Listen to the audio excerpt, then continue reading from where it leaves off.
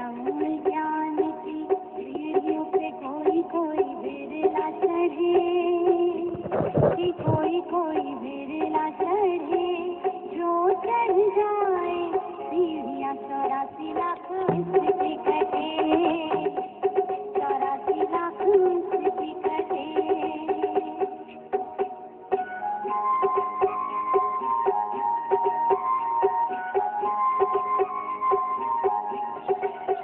मेरा मानस तन अनमोला, मैंने माटी में इसको रोला, सतगुरु ने कृपा करके विवेक का ताला खोला, कि माटी से कंचन करे, कि माटी से कंचन करे, जो चढ़ जाए सीढ़ियाँ 84 लाख उसकी कटे, 84 लाख उसकी कटे।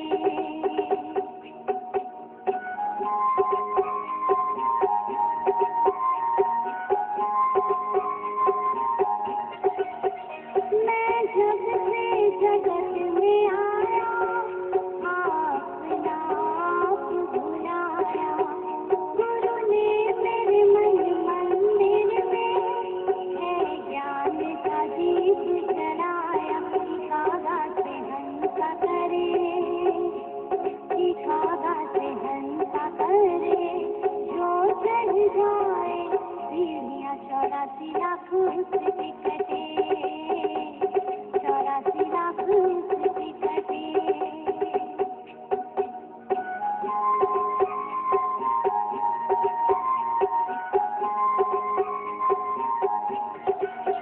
गुरु काम क्रोध से बचाए, और राग द्वेष को मिटाए, ये प्रेम का सागर बन के खुद पिए और सबको पिलाए, कि सबसे प्रेम करे, कि सबसे प्रेम करे, जो चढ़ जाए सीढ़ियाँ 84 लाख उसकी कटे, 84 लाख उसकी कटे।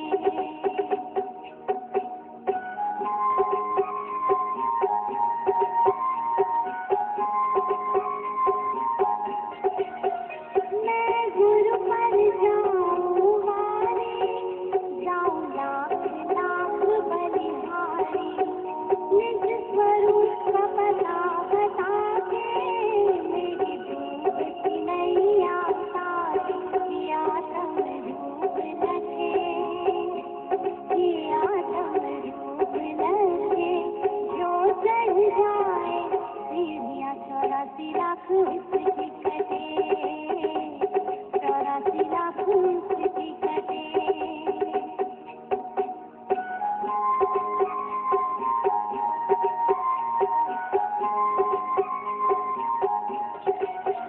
गुरु आया बन अवतार है, जिसकी महिमा अपरंपार है, कोई माने या ना माने, ये तो वो ही कृष्ण मुरार है, कि गोपियों के भाग्य खुले, कि गोपियों के भाग्य खुले, जो चढ़ जाए सीढ़ियाँ 84 लाख उसकी कटे, 84 लाख उसकी कटे, 84 लाख उसकी कटे, 84 लाख उसकी कटे।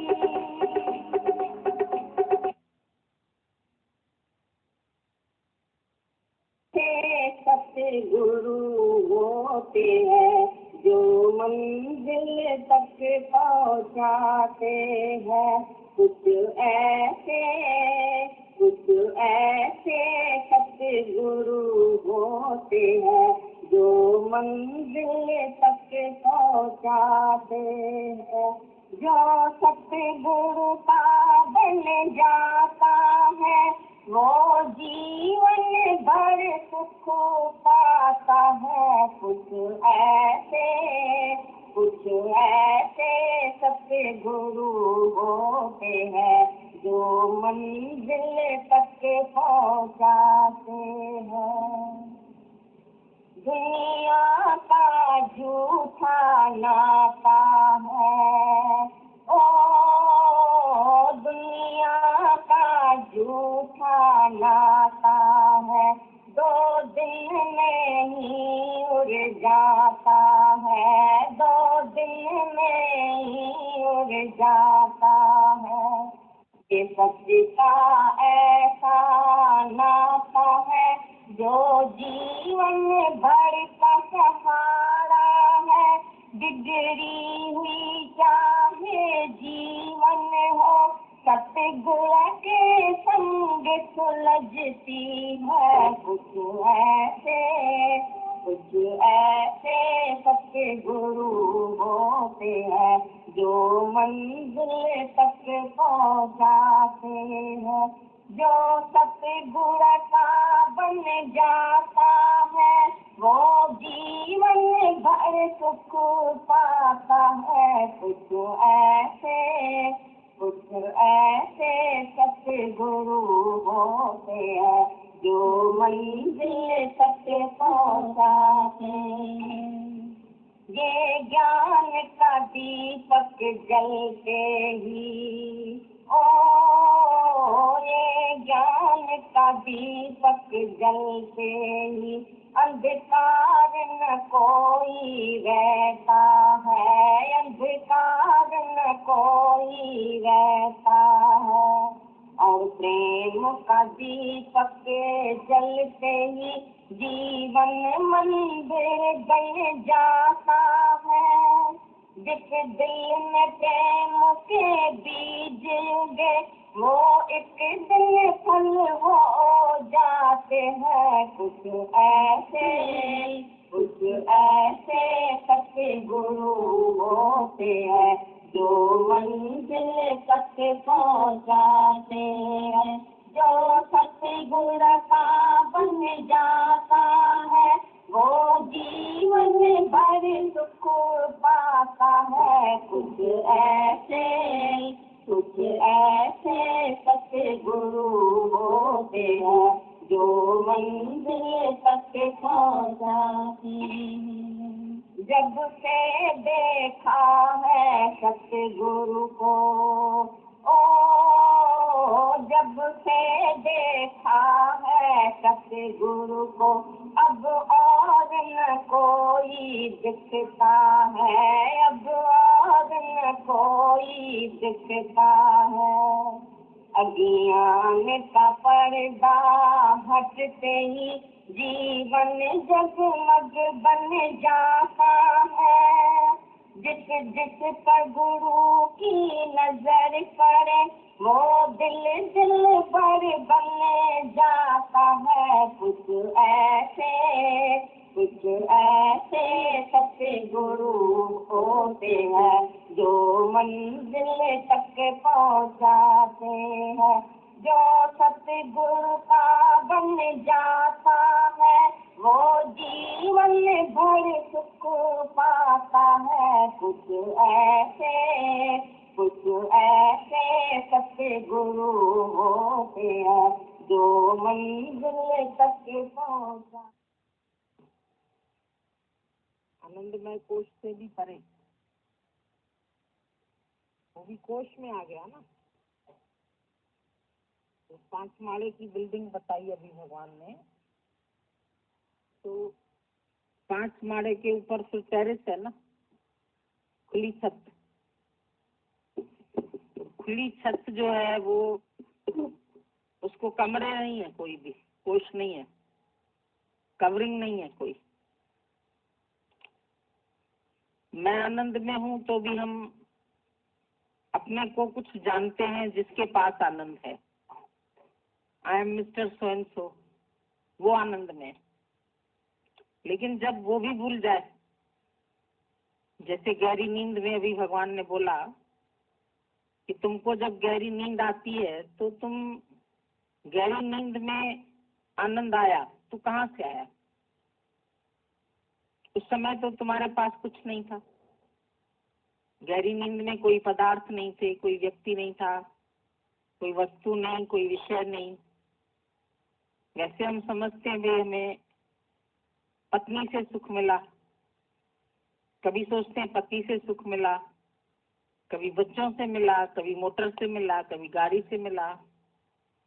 जैसे जैसे घर में पदार्थ बनते हैं तो हम समझते हैं इन पदार्थों में सुख है, माया में सुख है। लेकिन गहरी नींद में तो कोई न विषय है, न वस्तु है, न व्यक्ति है, कोई नहीं है। तुम अकेला सो रहा है अपने कमरे में और सुबह उठ के बोलते मेरे को बहुत अच्छी नींद आई, मैं बहुत आनंद में, बहुत फ्रेश हूँ। तो गहरी नींद में कहाँ से आया आनंद? बाहर से तो नहीं आया ना।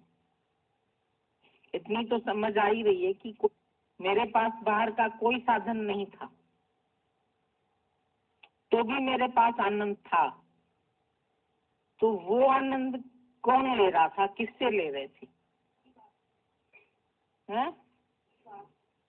नहीं, कुछ भी नहीं है उस समय। नींद में तो बिल्कुल शून्य, कोई जाग ही नहीं रहा। जागने के बाद गहरी नींद में कुछ भी नहीं है ना, तब महसूस करता भी कहाँ। आत्मा तो सत्ता है ना, आत्मा कहाँ सो जाएगी? आत्मा न जगती है न सोती है, उसका तो नींद से कोई कनेक्शन ही नहीं है। गहरी नींद में तो तुम्हारा देह अध्यास बिल्कुल गुम है। बाकी तो जो है सो पूरे ब्रह्मांड में है, खाली नींद में थोड़ी है। ब्रह्म तो पूरे ब्रह्मांड में है ना।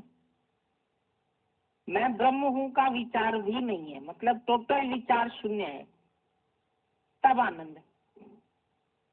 मैं आत्मा हूँ ये भी एक ख्याल है ना।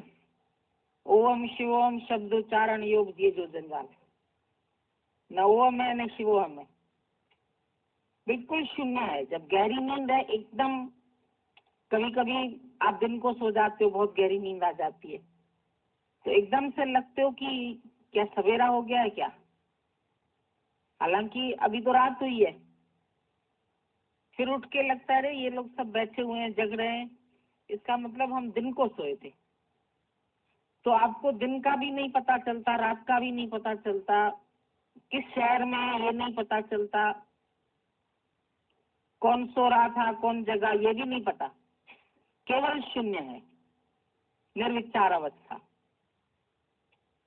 तो आनंद का भी विचार नहीं है ज्ञानी के पास। कौन विचार करे, किसका विचार करे? आनंद से भी परे, अनुभवकर्ता से भी परे, केवल विचार शून्य, थॉटलेसनेस। कोई थॉट नहीं है आपको गहरी नींद में, तो आनंद है। और अभी कभी भी तुम जैसे थोड़ी देर के लिए भी ख्यालों से खाली हो जाते हैं, तो उस वक्त अपनी मस्ती में ही गुम है। किसी से हम आनंद नहीं ले रहे हैं, नहीं सत्संग का ले रहे हैं, नहीं गुरु का ले रहे हैं, नहीं शिष्य का ले रहे हैं, किसी से भी नहीं ले रहे। वो आनंद स्वयं का, मतलब मिश्री मीठी है तो मिठास मांग थोड़ी रही है किसी से, मिठास तो उसका स्वरूप है। तो ज्ञानी भी आनंद किसी से मांगता नहीं है। जो आनंद होगा वो उधारा है।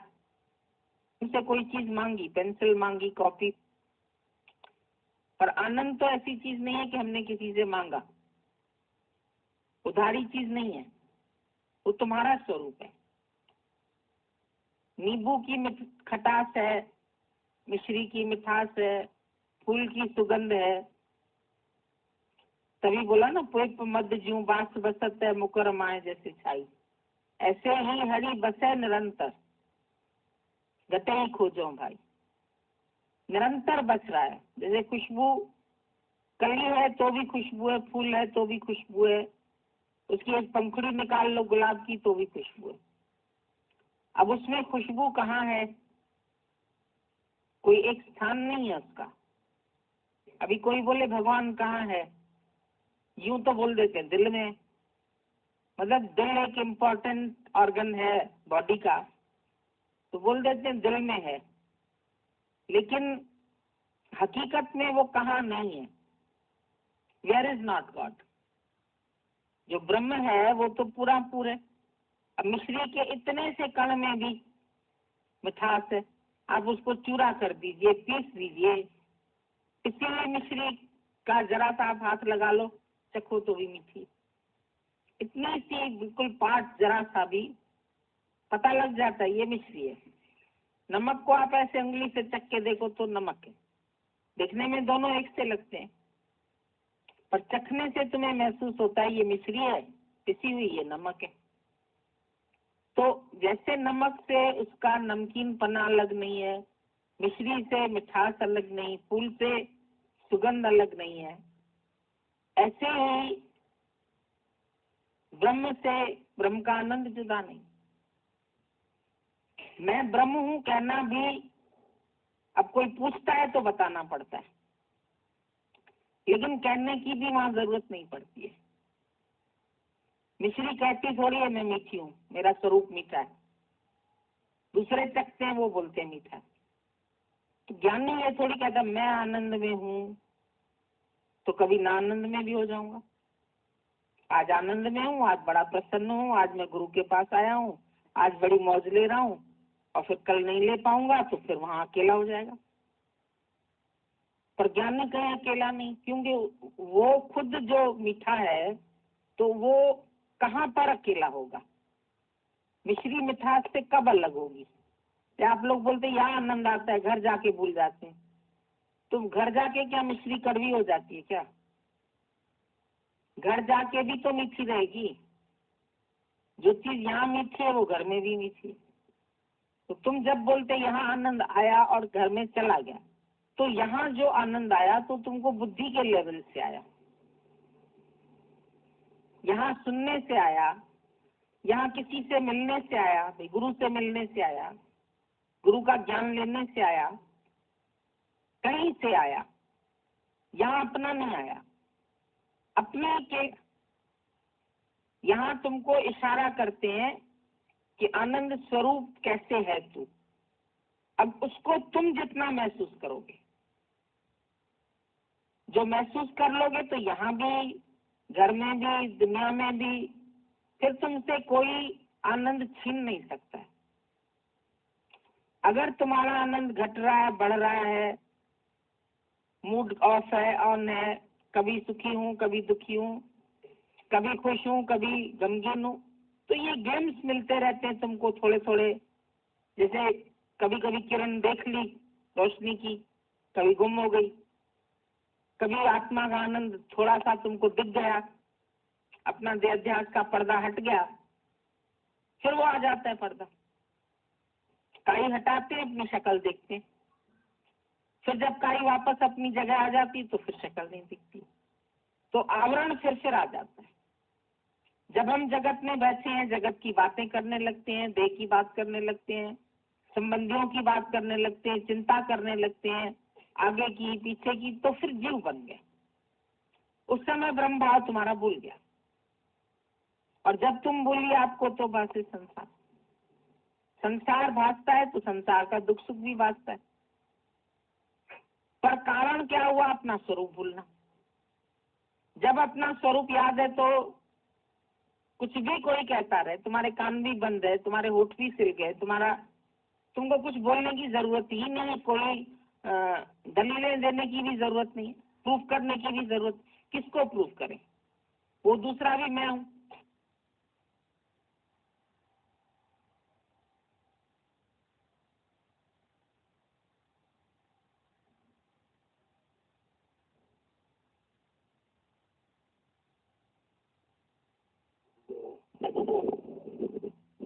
सभी को बहुत बहुत भगवान का वचन सुना, गुरु जी की कैसी अनमोल वाणी, इतने सुंदर ढंग से, सरल ढंग से समझाने का प्रयास कर रहे हैं। कैसे तुम अपने आप को समझो, अपने आप को जानो। आनंद की कितनी सुंदर समझाया कि आनंद भी जब तक तुम्हें आ रहा है जिसका मतलब तुम आनंद स्वरूप नहीं हो। आनंद जो है आत्मा का स्वरूप है। जिस समय हमारे अंदर किसी भी प्रकार का कोई दैहिक सांसारिक कोई विचार कोई ख्याल हमारे अंदर होता ही नहीं है, उस समय शून्य शांत अवस्था होती है और वो शांत अवस्था ही मेरा असली स्वरूप। जैसे अच्छे से समझा रहे थे लगता है कि कितना गुरु पता ही नहीं है, ABC की तरह समझाते रहता है और बार बार ये एहसास कराते हैं। जैसे ही तुम जगत को से जान जाओगे, उसकी चर्चा, उसकी वर्णन, उसको देखना, सब कुछ तुम्हारा समाप्त होता चला जाए। जैसे पिक्चर देखने बैठते हैं तो पिक्चर पर ही ध्यान देते और पिक्चर हो जाती है उसकी चले आते, पर जो समझदार होते उसको लेके कोई चर्चा नहीं करते और जो ना समझ होते आपस में वही चर्चा करते हुए चले आते। ठीक इसी तरह से जैसे जैसे जिससे समझ में आ जाएगा ये सारा का सारा संसार परमात्मा के पर्दे पर अपने आप चल रहा है। ये जमीन चल रही है, ये आसमान से मिला है, उससे सारी जगह चल। जितना जितना इस बात को गहराई से समझते जाएंगे वैसे हमारी समझ खुलती है। कितने अच्छे से समझा रहे हैं। मछली किसी भी रूप में जाए, पीसी जाए, कुटी जाए, टुकड़ाओं छोटा टुकड़ाओं बड़ा टुकड़ा, उसकी मिसाल से छूने मात्र से चखने मात्र से बदल जाता है।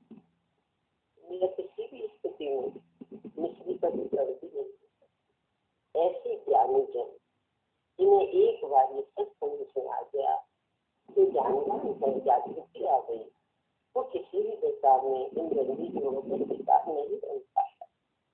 संसार बंदी जोड़ों का नाम और बंदी जोड़े किसको परेशान करते हैं, उसकी जगत को सत्य मानते हैं। और जिसने एक बार समुद्र बैठ के अच्छी तरह से निर्माण करके ये समझ ले ली कि सच बात है, जो कुछ दिखाई दे रहा है तो परिवर्तन है, आने जाने पानी है, करना का खिलौना है, हुक्म पर चल रहा है। जिसने ये सारी बातें जानी, अनुभव की और समझ ली, उसे बार बार उससे उलटते हुए कोई हलचल नहीं आई। बार बार उसको सामने समझ में आएगा कि मुझका है ये संसार, यह दिल न लगाना। इस जन्म का लक्ष्य है भगवान के साथ। बात तो अपने आप में बड़ी अच्छी थी, क्योंकि बचपन से जब तक महिला किसी ये बात नहीं बताई तो मनुष्य जन्म का अपना लक्ष्य है। तुमने यही लक्ष्य दिखाया, शादी विवाह, बच्चे, घर परिवार और फिर व्यवहार, जीवन, ये करना वो करना, दुनिया भर के समाज के कार्यक्रम सब कुछ सिखाए, लेकिन किसी ने भी दूर दूर तक ये नहीं बताया कि मनुष्य तेरा जीवन क्यों प्राप्त किया है। मानव धन इसका लक्ष्य है अपने शरीर का सुख। ये वो एक साधन है जिसके द्वारा तू अपने को ही साधन से प्राप्त कर सकते हैं। ज्ञान से तू सकता है, वहाँ पुनः तू आ सकता है। इसके बीच के लिए भी साधन होगा, इसके अलावा कोई दूसरा साधन नहीं है। शरीर आपके पास है, गुरु आपके प्रमुख है, इससे बड़ा कोई साधन इसके लिए जरूरत नहीं है। गुरु जो है सब समझा देता है और संसार से संबंधित चारे की भाग हमारे दिमाग में नहीं आता। पूरी तरह पिक्चर और नाटक की तरह चीजों में लगता है। जब कोई विचार नहीं आएगा, ज्ञानी का कैसा जीवन होता है, संकल्प विकल्प। अब संकल्प विकल्प क्यों होते हैं? जहाँ परिवर्तन है वहाँ बंदी जोड़ों का आना स्वाभाविक है। और जब ये समझ में आ जाता है ये चरित्र है, पिक्चर है, नाटक है, और इसमें कोई चेंज नहीं किया जा सकता। पर्दे पे रिलीज हो चुकी है, इसे देखने का आनंद है। लेकिन जब तक हम थोड़ा भी सत्य भावना की जगत को देखते तो हम उसका आनंद नहीं ले सकते। लेकिन जैसे ये बात समझ में आ जाती है, उससे भी बात सही होगा। जैसे अर्जुन ने कहा मरा तो एक अर्जुन, बाकी तो सब अपनी वासना में सर्पण जन्म के साथ सच ये आज में हमें ये दिख रहा है काल चक्र संभ्राता हुआ। हम लोग तो सोचते फलाना चला गया, फलानी चली गई, ये हो गया, तो हो गया, अनेक प्रकार की घटनाओं की चर्चा भी करते हैं और उनसे भयभीत भी होते, परेशान भी होते। लेकिन यथार्थ क्या कि कुछ भी इस धरती से जाता ही नहीं। इतना साफ अर्जुन सब change of present, change of address है। यहाँ से न कभी कोई गया है और न कभी कोई जा परिवर्तन के लिए जगत में परिवर्तन है। वस्त्र परिवर्तन जैसे करते रोज एक देश से दूसरे देश में जाना, यानी वस्त्रों का परिवर्तन। अब जब कोई नए वस्त्र पहन के आता है तो देखते हैं, देखिए अच्छा लगता है। ठीक इसी प्रकार इस शब्द को भी पूरी भांति जाने कि संसार से आगे तक कुछ भी नहीं गया, एक कीट पतंगा भी नहीं गया। अभी सत्संग की महिमा की बात चल रही थी, तो उसमें कितना उसने एक प्रश्न करा, मुझे ये बताइए कि सत्संग की महिमा क्या है, तो क्या बोला उन्होंने? बोला देखो ऐसा है कि खुद नारद जी ने भगवान पूछा था, तो भगवान ने कहा ऐसा है, तुम जाओ उस कीड़े के पास और उससे पूछो सत्संग की क्या महिमा है। अब उसको लगा तो बड़ा कि तुम्हें कीड़े के पैसे कुछ भगवान ने कहा, और जब भगवान ने कहा है तो ऐसे सोच के वो गया कीड़े के साथ, और जब वहां जाके बैठा तो देखो कीड़ा मर गया। उसकी बात ही शुरू करेंगे संसार। फिर वो वहां से चला आया भगवान के पास।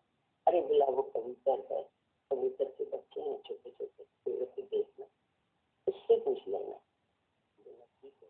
वहां गया तो वो बच्चे भी मर गए, और केवल इसने पूछा ही भर था कि सत्संग की महिमा क्या होती है, तो वो बच्चे को बच्चे नीचे गिर गए। अब उसको बड़ा अजीब लगा कि भगवान कैसे कैसे काम कराते, जिससे भी मैं ये प्रश्न करता हूँ सब मर जा रहे। तो मुझे अच्छा वो गाय का बछड़ा है उसके पास, जो गाय के बछड़े के पास गया उससे कहा तो वो नहीं खाएंगे। अब तो नारद जी को होने लगा कि ऐसे तो मेरे को कोई कहेगा पता नहीं क्या करके आता है हमारे पास, हमारा गाय का बच्चे ही खत्म कर दी। फिर पहुंचा भगवान से, भगवान ने कहा जाओ राजा क्या नया आज ही बालक पैदा हुआ, उससे जाके पालने में होगा, उससे जाके पूछ लो। अरे बोले भगवान कैसी बातें कर रहे, यहाँ तक तो ठीक था कि चलो गाय का बछड़ा था मर गया, अब आप मुझे राजा के यहाँ भेज रहे और यदि कुछ हो गया तो मेरे को तो फांसी चढ़ा दो, आप कैसी बातें कर रहे। बोला मैं कह रहा हूँ तुम जाओ ना, तो अपने यहाँ प्रश्न करो। पहुंचा और जब वहां पहुंचा तो आलने में बालक को देखा, ऋषि थे मुनि थे, राजा ने स्वागत किया, तो पहुंचे बैठे और वहीं पे उन्होंने प्रश्न कर दिया कि संत के संग से प्राप्त होता। बालक के अंदर से आवाज है, अरे नारद तू समझा नहीं, मैं वही कीड़ा हूँ तो तेरे दर्शन से मैं पहले कबूतर बना और उसके बाद बछड़ा बना और आज देख राजा का बेटा बना।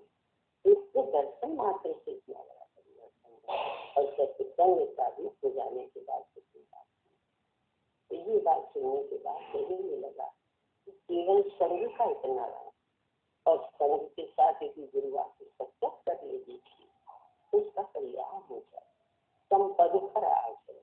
और वो भी ओंकार के साथ ही कहते हैं सारी सृष्टि मैं ही रचता हूँ, मैं ही खेलता हूँ और मैं ही खेल कर रात्रि में जैसे जानबूझ कर बच्चों की तरह खिला देते सो जाने कुछ लगे हो जाएंगे, सो जाए नहीं भी सोते तो अभी थपथपी देते सुला दे। ठीक इसी प्रकार से मैं ही एक सारे खेल, मैं ही सब कुछ खिलाकर सब कुछ गहरी नींद सो जाए। तो आप ही खेल रचाइए, आप ही खेलन संकोचित यही एक समझाना था। बार बार जो संबंध भावना में आते, बार बार जो बच्चे की भावना में आते, तो से दूर वाले का शरीर इतना अच्छा, लेकिन पास में रहते तो नहीं चाहिए, धक धक होने लगे। इसलिए बात चल रही है अपने आप से विचार करके, उल्टा विचार करके चलो तुम खूब धक चला लो, इतने धक करो, इतनी धक करो कि तुम्हारी भाग नहीं रही। क्या करोगे? अलग से कुछ पाओगे, वही होगा जो पहले से लिखा हो, कुछ कर पाओगे या वे तुम कुछ कर नहीं सकते। तो धड़क खाने की क्या जरूरत है? जहाँ तुम्हारी कोई चाली नहीं चल रही है वहाँ इतना दिमाग लगाने की क्या जरूरत है? छोटी सी बात है, मुझसे पूछो। इतने समझदार सब हो गए और इतनी समझदारी धारण इतनी सुंदर हमारे अंदर चल जाएगी भगवान, ये जीव माया हो जाएगा। क्यों? इसको सब समझ खुल तो ये मुस्कुरा के कहेगा नहीं भगवान की मर्जी नहीं, ये हमारी ही मर्जी, क्योंकि रचना भी तो हमने जीव बन के बचाई थी, हमने तो सबको मेरा बनाया था, हमने सबका खेल पूरा करके जिससे जहाँ जरूरत थी जैसे क्या तो कैसे अपने आप में चालू रखी जाने की ख्वाहिश, इसकी भले गुरु कितने ज्ञान सुनाता रहे, कितने भी सच बताता रहे, हमें उदाहरण देता रहे, लेकिन जब तक आप अपने आप में नहीं जागोगे, अपने आप में जब जागोगे तभी पूर्ण जागृति आ पाओगे। इसके बाद ये आनंद वाली है। पहले यहाँ तक तो आए कि शांत अवस्था है, जो का त्यों जैसा भी जहाँ होगा जैसा भी जो का तो एक रस अवस्था में देख सकते और कह सके कुछ भी नहीं हो रहा है, वही हो रहा है जो पहले से शांत भाव से कह सकते। और जब यहाँ तक पहुँच जाओगे उसके बाद शांत अवस्था, और ये कह सकोगे कि कुछ भी नहीं हो रहा, कुछ भी नहीं हो रहा। जैसे दादाजी ने अपना अनुभव किया, बोला मुझे तो सारे संसार में स्ट्राइक लगी है, मुझे तो कहीं नहीं होता हुआ।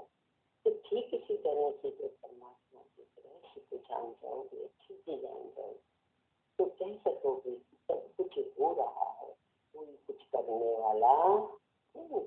अगर तुम्हारे अंदर पक्का हो गया कि कोई कुछ करने वाला ही नहीं है, तो माथा लगाने की, पैसे करने की, चिंता करने की, बर्तन बढ़ाने की जरूरत है। इसीलिए बोला कि महामारी जब भी आती है तो महामारी तो कम लोगों से लेने आती है, लेकिन मनुष्य भय से हजारों की संख्या में बढ़ जाते। तो यही आज भी जो भी अपने वीडियो भेज रहे हैं, कुछ भेज रहे हैं, सब एक ही बात है, भय खाने की आवश्यकता नहीं। आप लोग भय से मत करिए, भय तो बिल्कुल आपको छूना नहीं। ज्ञान की समझ तो हम सबके पास इतनी गहरी है कि तुम्हारे भयभीत होने से वो बच्चे भयभीत हो रहे थे, तो वो भयभीत हो रहे थे तो किसी ने देखा घर में पक्षी में क्या छोटे छोटे बच्चे तो बिल्ली को देख के डरे डरे से कांपे कांपे से लगे चाहते रहे, दोनों बच्चे को उठा के ले गया, बहुत दूर एक दुकान में दिखाया, यहाँ तक तो ये बिल्ली पहुंचेगी नहीं और ये बच्चे अपने खुशी से खेलते कूदते हैं, तो अपने लिए खेल करते गए। उसी समय देखा इधर वो उड़ा और इधर बिल्ली ने आके झपट्टा मार लिया।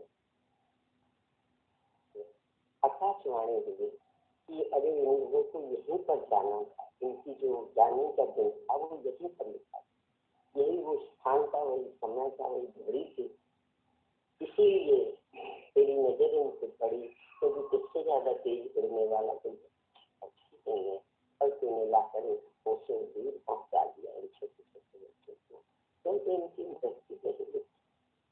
ऐसी कितनी बातें भगवान बताते और बताकर ये सचमुच समझ में आ जाता, हाँ काल कितने समय के आदमी, कितना स्थान समय घड़ी सब कुछ इसमें फिक्स है, इतना फिक्स है, उसे केवल दिमाग में फिक्स कर फिक्स घबराना क्या, क्योंकि इतनी यथार्थ है, ज्यादा इसको ध्यान दोगे उतने से शांत करके देखने और कह सकोगे कुछ भी नहीं हो रहा है, केवल नवीनीकरण अपने कैसे का आत्महत्या कठिन करता है, कटाई छटाई करता है, सफाई करता है, और हम लोग जो चाहते हैं तो अपने बगीचे को सौंदर्य प्रदान करने के लिए कटाई छटाई सब कुछ करते बुरा नहीं माली से सौंदर्य बढ़ जाता है, नीचे एक जंगल जैसा लगता है। ठीक इसी प्रकार से परमात्मा भी माली अपने इस बगीचे के सौंदर्य को इस प्रकार से सुव्यवस्थित कर रहा है, काट रहा है या साफ कर रहा है कि लीला नहीं जाने। हम तो सिर्फ यही जानते हैं कि नित्य नवीनीकरण कोई जाता नहीं, कोई आसानी से विश्वास करे। यहाँ से चीटी भी क्यों नहीं जाती, इधर चेंज है, चीटी से चीटा बन जाएगी, चीटे से कोई और दूसरा जीव बन जाएगी, लेकिन जाएगी नहीं। तो इसीलिए बोला कि आत्मा सदैव है ही है, ठीक उसी तरह ये जीव भी सदैव है ही है।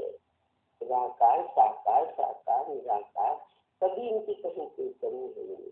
Change of place and change of dress, शक्ति स्वरूप करके सभी एक है और ड्रेसेस पाने पर अनेक रूप में आसरा। इसी अच्छे से समझ जाओ, पूरे अच्छे से गीता का ज्ञान पूरी तरह से समझ, प्रैक्टिकल समझने के लिए भगवान ने मौका दिया, समय दिया है। अपने साथ बैठो, अच्छे से समझे, और उसके बाद भगवान ने जो व्यवस्था बताई उसे भी हम महसूस कर सकते हैं। क्योंकि जब हमने ये भी जान लिया, ये भी जान लिया, सब कुछ जान लिया, अब कुछ जानना से ही मिला, कुछ बताना से ही मिला, कुछ देखना सोचना से ही मिला। तो क्या अवस्था होगी? शून्य शांत आकाश जैसा दिखाई देगी। कोई किसी प्रकार की आवाज है ही नहीं, एकदम गहरी शांति, और वो गहरी शांति मेरा सचित आनंद कोई कोई जाने, अरे मैं हूँ साक्षी स्वरूप, कोई कोई जाने गुरुओं को प्रकाश कराना चाहता है। इतने तो हम लड़की में भाग्यशाली, सरल सत्य जो चीज दिखाई नहीं देती है, कैसे वो अपने प्यार से समझा देता, तो बार बार लगता है कैसे कभी हाथ जाए, ऐसा रहर मिलना कि थोड़ी सी अपनी एकाग्रता की जरूरत है। एकाग्र चित्त करने की जरूरत है। सच का पान करें तो अपने अंदर का वो सच प्रकट करें। अब तो सच ही हमारा जीवन है, जिंदगी सच होगी, सही और इस सत्य के अलावा एक पल के लिए भी असत में रहना मानो हजारों करने का बनाना है। इसलिए सावधान, जब तक नहीं मालूम था नहीं कैसी थी, पर अब जब से जागृति आई है, एक पल के लिए भी असावधानी हम सबके लिए राइट नहीं है। ये सब जुर्म जानवान है, इसलिए हमेशा सावधानी के साथ संसार में रहने के लिए सबसे सुंदर बात बोली, अरे मैना समय समय पद जो हो जाते हैं उनको तो गुरु ऐसी देता है कि उनको तो पूरी तरह से जैसे पहले ही प्रकाश हो जाता, तो कहीं डगमगाने की, गिरने की, फिसलने की गुरुराय की अपने सब योग दृष्टि होती है, योग लगा के रहते हैं, पूरी तरह से अपना तन मन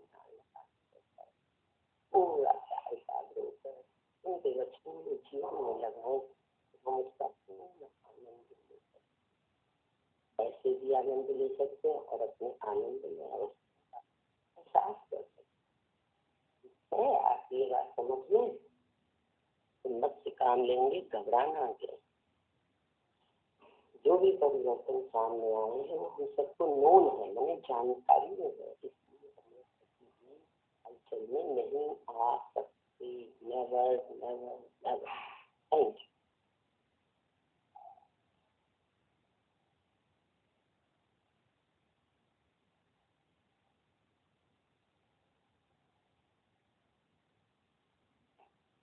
हरिओम सभी प्रेमियों को।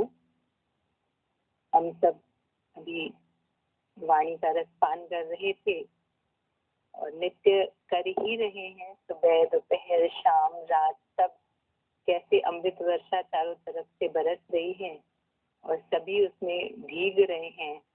कैसे सब अपने अज्ञान को दूर करके और ज्ञान में अपनी स्थिति बना के बैठे हैं। बहुत ही सच में ये गुरु जी की कितनी मेहरबानी है, कैसा उनका ये हम सबके ऊपर कैसी कृपा है जो ऐसा उन्होंने ज्ञान दिया समय रहते सबको। आज इस ज्ञान से इस जो भी इस समय माहौल चल रहा है उसमें कैसे सबको शक्ति पावर सब महसूस हो रही है। तो बहुत ही हम सब भाग्यशाली हैं जो हम सबको इतने लंबे समय से एक इतना सुनहरा अवसर मिला हुआ है ज्ञान के श्रवण का। दुनिया में लोग कैसे सब परेशान हैं, दुखी हैं, किसी के भी फोन आते हैं सब जैसे लग रहा है कि क्या हालत लगी पड़ी है। और जब अपने सत्संगी फोन करते हैं तो हर एक के अंदर से केवल शुक्राने ही निकलते हैं, थैंक्स निकलते हैं कि आज गुरु नहीं होता जीवन में तो शायद हम सब भी उसी तरीके से परेशान हो रहे होते।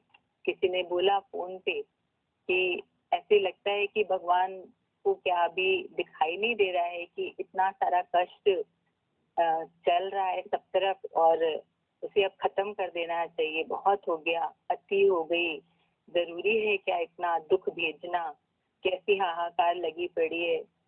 तो सच में ये लगता है कि आज देखने में तो सभी के ही आ रही है ये जो भी दृश्य चल रहा है, जो लीला चल रही है, पर भी ऐसे लगता है कि क्या बोला जाए।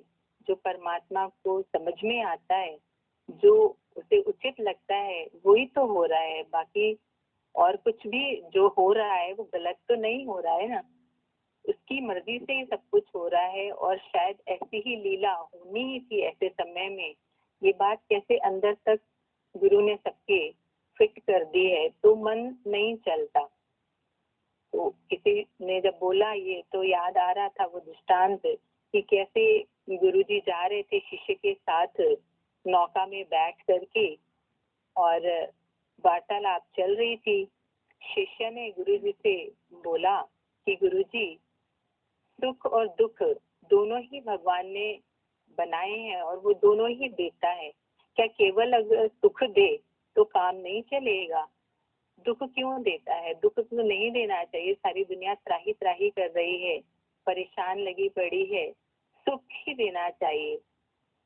तो गुरुजी ने दोनों हाथ से जो चप्पू चला रहे थे एक हाथ का चप्पू छोड़ दिया और एक हाथ से नाव को चलाने लगे चप्पू से। तो एकदम से शिष्य की निगाह पड़ी और उसने बोला गुरुजी ये क्या कर रहे हैं? अभी तो डामाडोल हो जाएगी पूरी नाव और हम सब उसी में डूब जाएंगे दोनों, ऐसे नहीं करिए।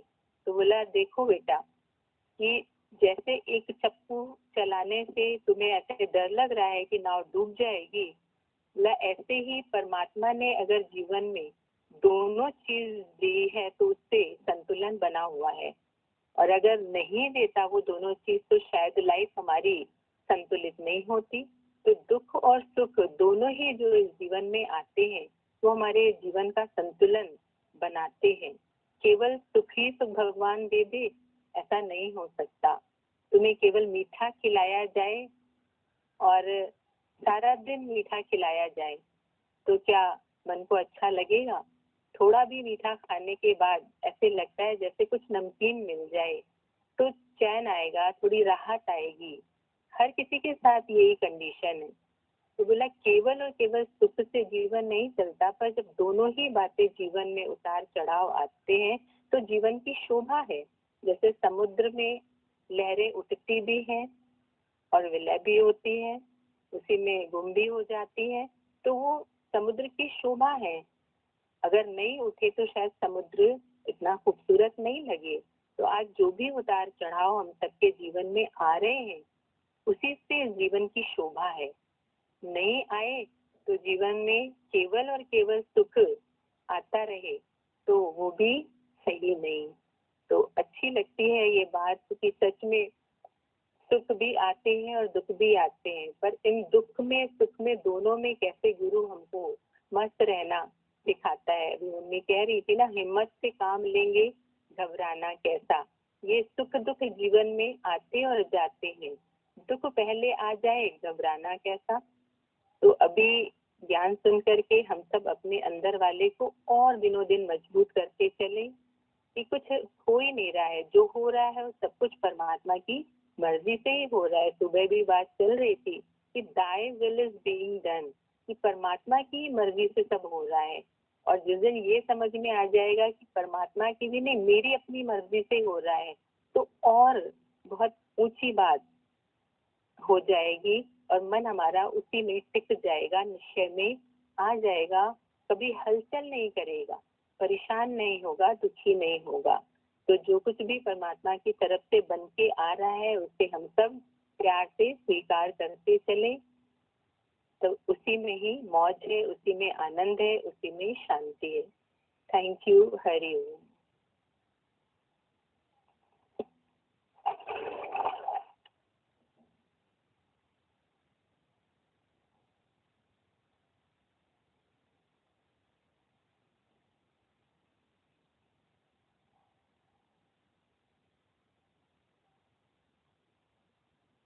हरि ओम।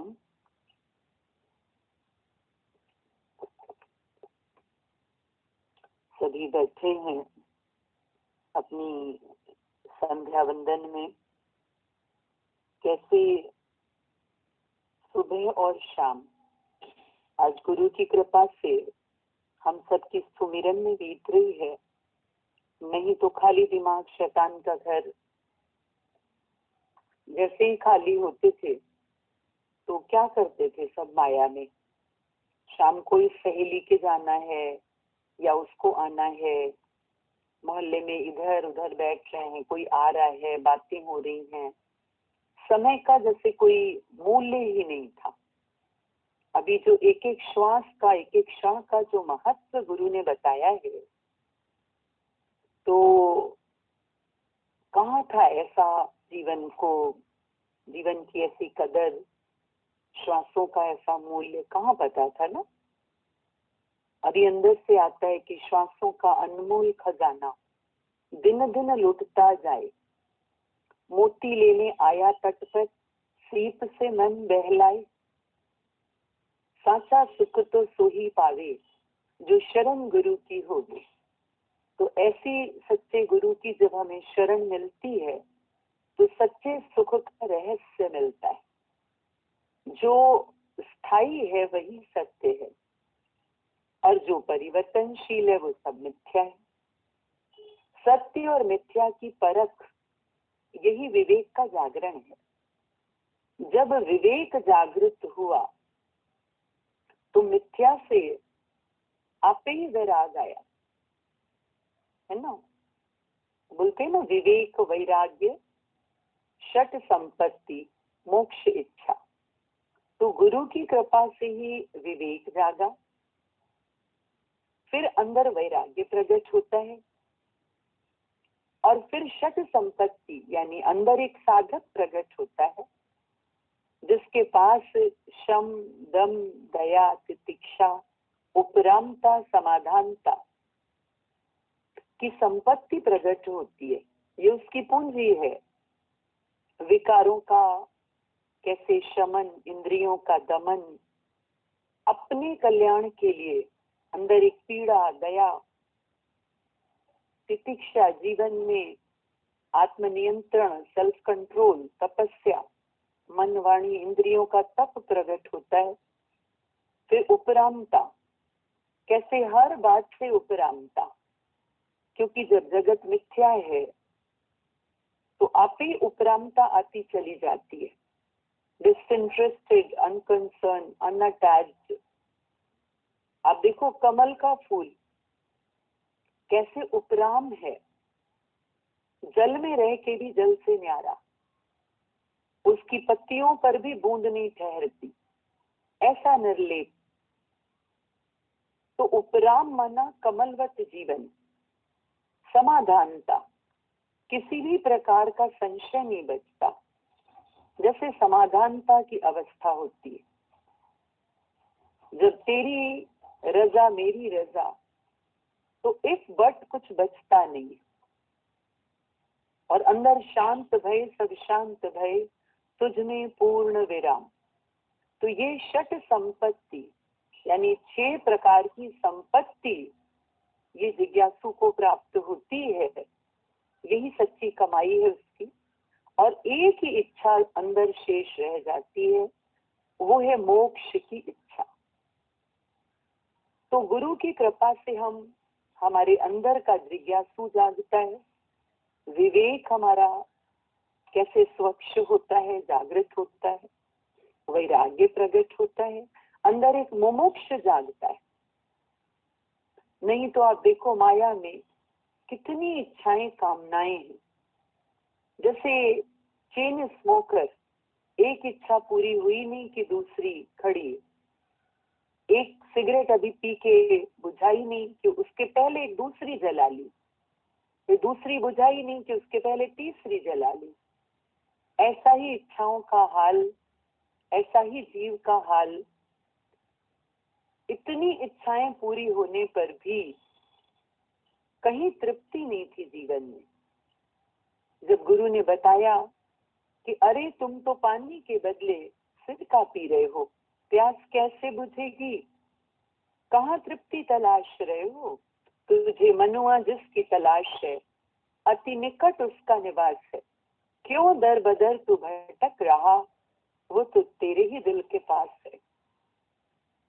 ये रहस्य खुलते ही जहां ये पता चला कि आनंद स्रोत बह रहा, पर तू उदास है, अचरज है जल में रह के भी, मछली को प्यास है। एकदम से गुरु की कृपा से जब इस स्रोत को पाया, अब तो अपनी क्या बल्कि सबकी भी प्यास बुझाने की सामर्थ्य हर एक जिज्ञासु, हर एक गुरुमुख रखता है। कहीं पर भी कोई प्यासा न रहे, कोई उदास न रहे, अतृप्त न रहे। आओ सबको इस आनंद स्रोत से परिचित कराएं। मछली को पलटना नहीं आता, तब तक प्यासी रहती है। जब पलटना आ गया तो वो तो बैठी जलाशय में है, प्यासी कैसे रहेगी।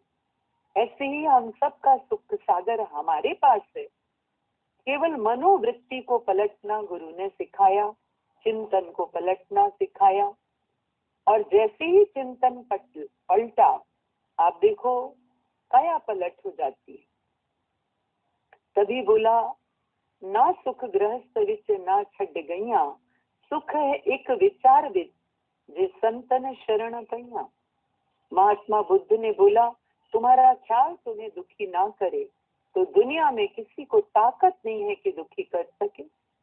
अभी गुरु जी की वाणी में हम लोग सुन रहे थे कि गहरी नींद जो है, अब देखो उससे उठने के बाद एक फ्रेशनेस रहती है। क्यों?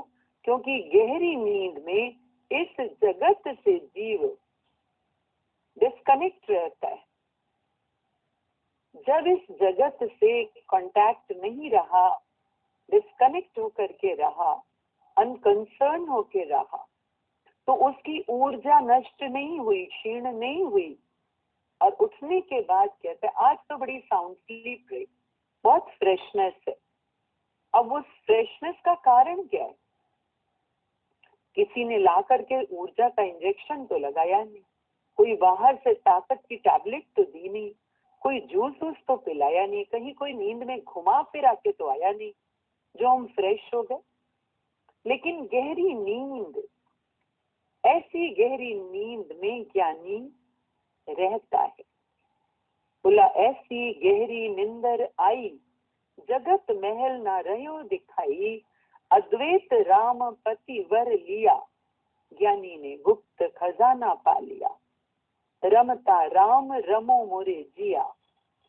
देखो जो राम रमण कर रहा है, यानी जो तत्व है, उस तत्व का बोध होने के कारण तत्वदर्शी, तत्वज्ञानी